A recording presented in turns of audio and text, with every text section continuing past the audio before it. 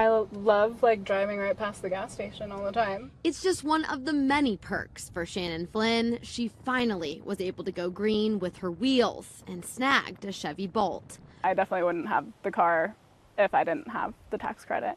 A lot of EVs or hybrids were out of Shannon's budget. After all, the average price for an electric car right now, according to Kelley Blue Book, is over $56,000. And that's where the federal tax credit comes in. It's part of President Biden's push to force automakers to sell more electric cars. And it gives drivers $7,500 up front, lowering your financing as long as you make no more than $150,000 a year. So why isn't everyone running to get an electric car? Well, Mark Fagan, a Harvard lecturer in public policy, explains there's several reasons why less than 8% of cars sold in 2023 were electric.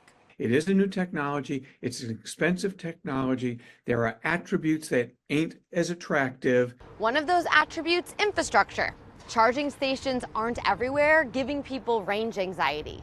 Second, states such as Ohio added a $200 fee on top of your registration per year to maintain roads if you have an EV. And don't forget, even though you're not paying for gas, you're still going to pay for a charge, even if you're doing it from home. And this can cost anywhere from $3 to $30 every time you charge, depending on the EV that you buy. And there are other factors to consider, like are you going to be charging at home or a public charging station? What are the electricity rates in your area? What company are you going to be using to charge? And dynamic pricing is involved, so the time of day that you charge will determine the cost. And it takes time to charge. It's not instant like gas stations. Not to mention the cost of a replacement battery. The batteries can last up to 12 years or 200,000 miles, but it can cost you anywhere from $7,000 to $20,000 to replace it. And on top of all those factors, Shannon and her dad went to dozens of dealerships who wouldn't let her use the tax credit. They were all like, oh, it seems complicated. We haven't heard anything about it. The actual process for getting them that tax credit and using it right there is actually really easy. Shannon eventually found Tom Gill Chevrolet, and they let her use the credit. So far, they've sold 60 EV cars this year with that credit and received their reimbursement from the government in 7 days.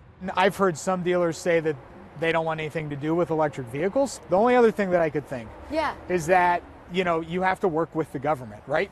And obviously that makes anybody a little nervous. And I think that's part of the problem is the politicization of electric vehicles. Do you think that political noise really affects consumer behavior, in your opinion?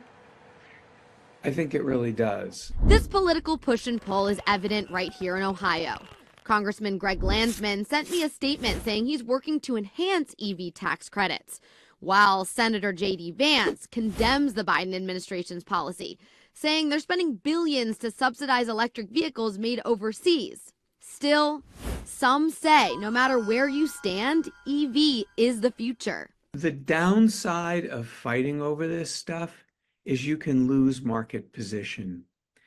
The United States basically gave up the solar panel market, initially to Germany and then to China. So there are real costs to delaying an innovation. Are you happy with your decision to contribute to the environment this way? Absolutely. And I mean, it's a great car too. I don't feel like I'm making some huge sacrifice.